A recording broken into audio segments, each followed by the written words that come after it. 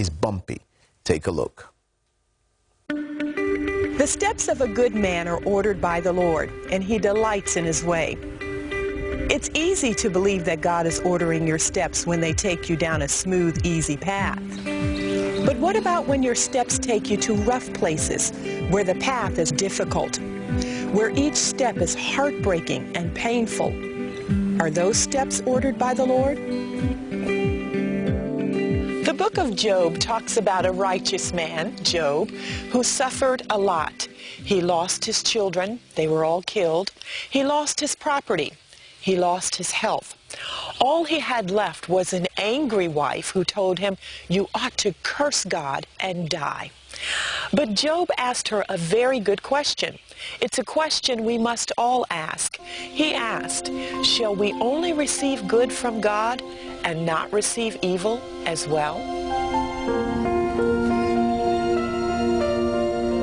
That's the kind of question that makes you say, Job was a good man before all of his troubles, and he was the same good man during those troubles.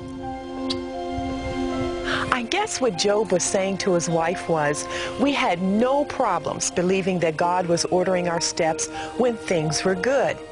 Now that things are bad, does that mean our steps all of a sudden aren't ordered by God?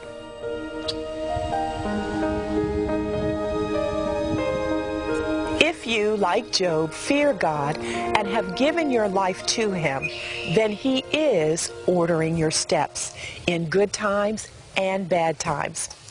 How do you know that you even have faith if it's never put to the test? How do you know that you'll remain faithful and true to God if nothing ever happens to make you question His goodness? How do you know that you'll obey God if you're never put in a situation where you don't want to obey Him? You won't know until you're tested.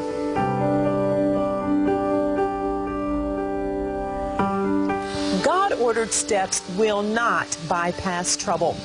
Doesn't Psalm 34:19 say, "Many are the afflictions of the righteous"? That means when God is ordering your steps, they may be full of trouble. But here's the good news. The second part of that verse, it says, "But God delivers him out of them all." So you have to ask yourself what Job asked.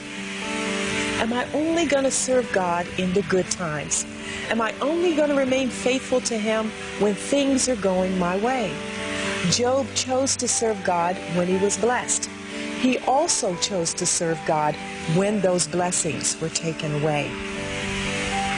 If you can remain faithful to God and serve Him passionately when there seems to be no reason to, you are truly a servant of God, and He will delight in your every step. Job's life shows us that if you bless God's heart, He will bless yours. I know it may be hard right now, but stay on the straight and narrow path and keep walking. Weeping endures for a night, but joy comes in the morning. Think about it. Wise words from Kathy. And it's important to bless God in all seasons, both good and bad. And speaking of seasons, we always like to hear what is on the heart of our viewers. Simisola Okai is here with some of your Facebook comments and questions. Hey, Simi, what do we have? Yes, we have a good one here.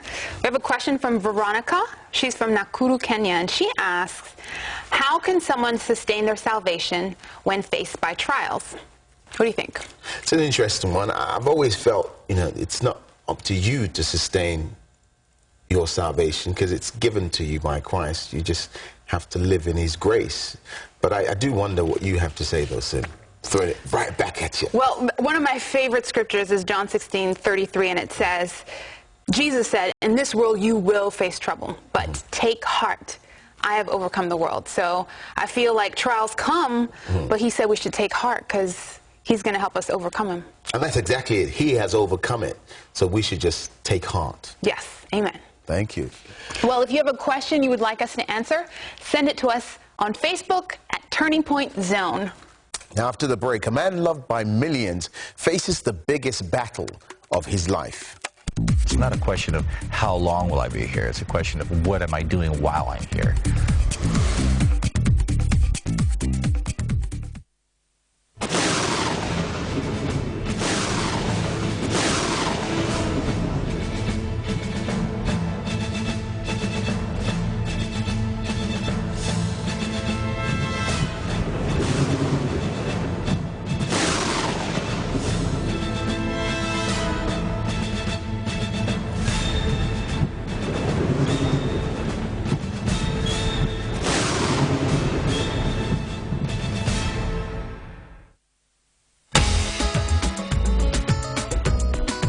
Welcome back to Turning Point.